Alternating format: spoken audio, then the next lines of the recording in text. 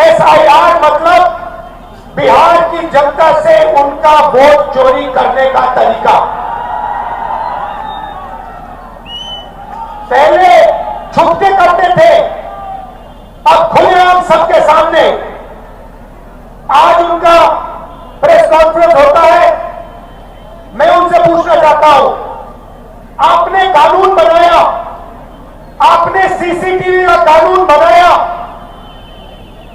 फिर आपने उस कानून को बदला क्यों? सरकार ने क्यों बदला? मैं एक और सवाल पूछना चाहता हूं, भाइयों और बहनों, आप जानते हो कि इलेक्शन कमिश्नर पर कोई भी केस नहीं किया जा सकता है। आप जानते हो कि हिंदुस्तान का कोई भी court, high court, supreme court उन पर केस नहीं कर सकता है। आप जानते हैं कानून कब बना? जानते हो 2023 में यह कानून बना। यह कानून 2023 में क्यों बना?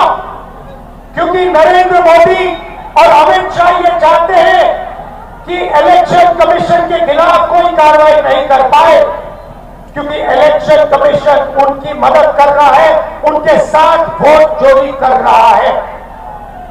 और हमने इंडिया गठबंधन के बिहार के नेताओं ने मन बना लिया है कि बिहार में हम वोट चोरी नहीं होने देंगे। सवाल नहीं उठता, वोट चोरी नहीं होने देंगे।